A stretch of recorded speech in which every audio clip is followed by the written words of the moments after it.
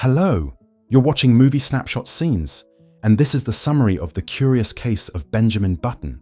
Don't forget to subscribe to the channel. As the rain begins to fall outside a New Orleans hospital, a woman lies dying. Daisy Fuller, now old and frail, asks her daughter Caroline to read from a worn diary, a journal belonging to a man named Benjamin Button. As Caroline begins to turn the pages, another story unfolds. One unlike any other. It begins on the night of November 11th, 1918, the end of World War I. The city erupts in celebration, fireworks lighting the sky. But in a nearby house, tragedy strikes. A woman dies giving birth, and the father, Thomas Button, looks upon his newborn son and recoils in horror. The baby is different, small and wrinkled, his bones fragile, his skin weathered like an old man's. The doctors call it a miracle or a curse, but Thomas sees only a monster. In grief and fear, he steals the child away, abandoning him on the steps of a nursing home. There, the infant is discovered by Queenie, a kind-hearted black woman who works at the home. Instead of turning him away, she takes him in. He got the face of an old man, she says. But God don't make mistakes. She names him Benjamin and decides to raise him as her own. Surrounded by the elderly, Benjamin fits in more than he should. Though he has the body of an old man, inside he's just a curious child. He watches the world with wide eyes, fascinated by life, even in its final stages. The residents treat him as one of their own. He walks with a cane, he wears glasses, but he's growing, just in reverse. As the years pass, his condition becomes clearer. While others age, Benjamin gets younger. He grows stronger. His back straightens. His wrinkles soften. He learns to walk, to read, to play the piano. And then, one day, he meets Daisy, the granddaughter of a resident. She's a child, full of fire and energy. Benjamin is drawn to her immediately. Despite their difference in appearance, something flickers, something innocent, something timeless. To Daisy, he's just a strange, gentle man who treats her with kindness.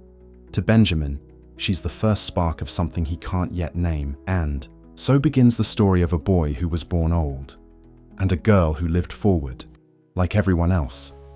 Their paths have crossed, and time is already pulling them apart. Benjamin grows younger. To those who don't know his secret, he's simply an old man gaining strength with age. But to Queenie and those at the retirement home, it's a quiet miracle. His body, once weak and hunched, begins to straighten. His hair grows fuller. His legs become sturdy. The cane disappears. Slowly but surely, the world begins to look different from where he stands. As he matures in reverse, Benjamin feels the itch to leave home. Though Queenie has given him love and shelter, and the home has always been kind, he longs to see the world beyond New Orleans. He wants to live, to explore, to understand who he is in a world that won't understand him. He gets his chance when he meets Captain Mike Clark, a boisterous and tattooed man who commands a tugboat. Mike sees something in Benjamin, a quiet curiosity, a man ready for adventure. Without asking too many questions, Mike offers him a job on his crew. So Benjamin sets sail. He becomes a deckhand, learning the ropes of the sea. Life on the water is rough, loud, unpredictable, but it suits him. He works hard. He earns his place. He listens more than he speaks. His body continues to grow younger, but his soul deepens with every passing day. In the ports of the world, Benjamin begins to discover life in all its strange, beautiful forms. He meets people from every walk of life, dancers, drunks, soldiers, lovers. He absorbs stories, collects moments. In Russia, he meets Elizabeth Abbott, the wife of a British trade minister. She's older, elegant, and lonely. They begin a quiet affair. At night, they drink tea. She reads to him, and when the loneliness grows unbearable, they find comfort in each other's arms. Elizabeth becomes his first real love, even if only for a moment. But like all moments, it passes. One day, she disappears without goodbye. Her husband reassigned, her life packed into silence. Benjamin feels the sting of it, the impermanence of things. It won't be the last time. Back home, Daisy grows too. She dances, she dreams. She becomes a young woman, blossoming into someone fierce and graceful. Their letters become more infrequent. They drift, as people do. Benjamin, still on the sea, looks into the mirror each morning and sees someone younger than the day before. But inside, he's aging, carrying the weight of each experience, each heartbreak, each fleeting connection. And, deep down, he still wonders if he'll ever be able to grow close to someone, while the world grows old without him. Years pass. The tugboat is now Benjamin's second home, the sea a restless companion. But war changes everything.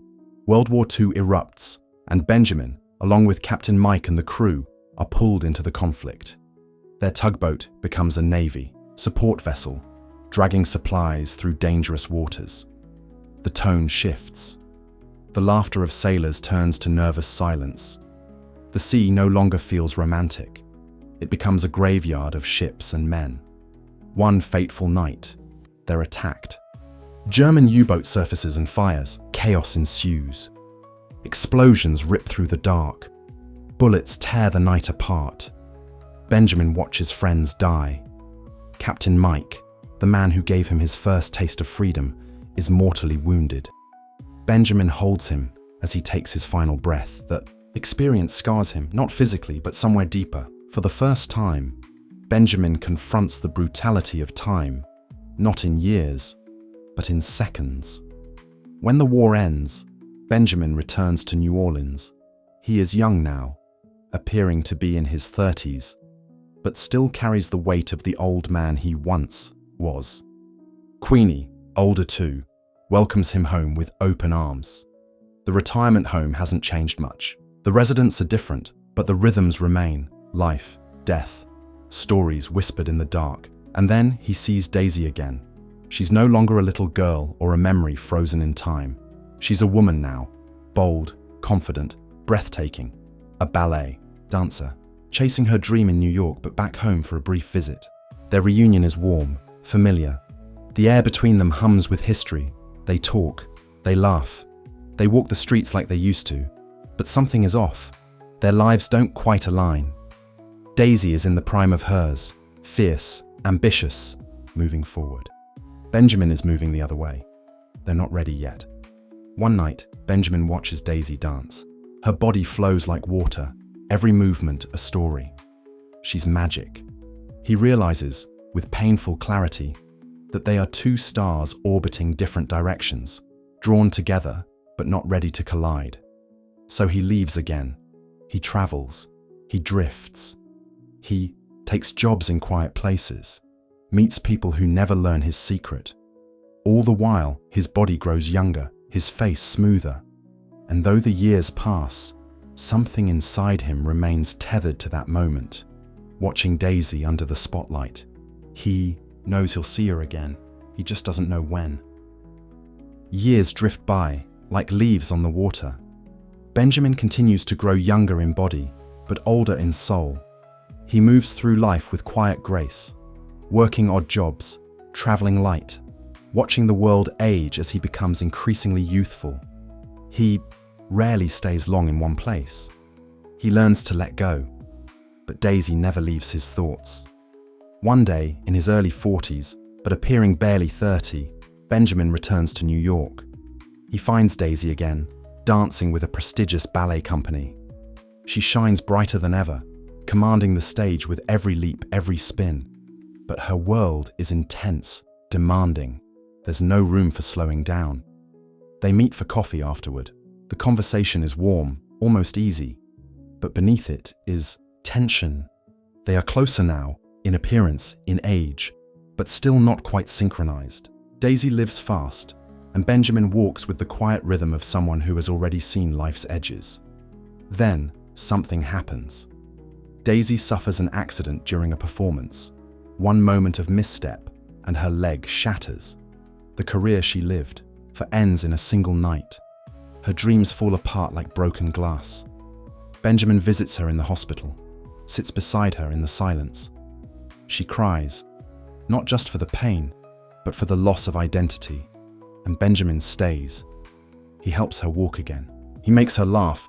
Slowly, gently, he becomes her center. No longer caught in opposing tides, their paths finally align. They fall in love. Not in the way of youth or fantasy, but in the quiet way of people who have waited and suffered and grown. They move in together. They build a life. Daisy teaches, dance to children. Benjamin repairs clocks, fixes things with his hands. For a time, they live like any other couple, sharing dinners, stories, quiet moments. It is, perhaps, the only time they are truly in sync. But Benjamin knows what's coming. Each day, he looks younger, a stranger in the mirror, a boy trapped in a man's heart. And Daisy, she grows older, beautifully, naturally. Their time is borrowed, precious, fleeting. But for now, they have each other. And in the stillness of that rare, perfect balance, they find something timeless. Love, not despite time, but because of it. For a while, life is kind. Benjamin and Daisy live in a modest home in New Orleans.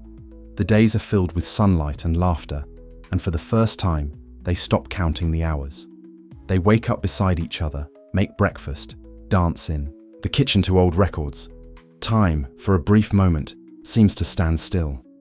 Then Daisy becomes pregnant. At first there's joy, disbelief, a quiet celebration. But beneath it, Benjamin feels a growing dread.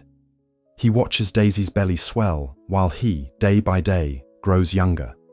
The baby will need a father. But what kind of father can he be when his body is racing backward through time? Their daughter, Caroline, is born on a warm spring morning. She's perfect. Daisy glows with motherhood, but Benjamin looks on with silent sorrow. He holds his daughter close, memorizing her weight, the way she smells, the softness of her skin, knowing that he won't be around to watch her grow. Soon after, Benjamin makes the hardest decision of his life. He writes Daisy a letter explaining everything, his love, his fear, his belief that Caroline deserves a father who won't one day become her child. One night, without a word, he packs a small bag, kisses them both while they sleep, and leaves. He disappears from their lives. In the years that follow, Daisy raises Caroline alone. She tells her nothing about Benjamin's condition, only that her father died long ago. She keeps his journal, his photographs, his memory safe. Meanwhile, Benjamin drifts through the world again, alone. His face grows younger, teenager, then childlike. His memories stay, but his body betrays them. The people he meets don't ask questions. They see only a boy with quiet eyes. Sometimes, from a distance, he watches Daisy and Caroline. He stays in the shadows, afraid to disrupt the life they've built without him. He smiles, then walks away.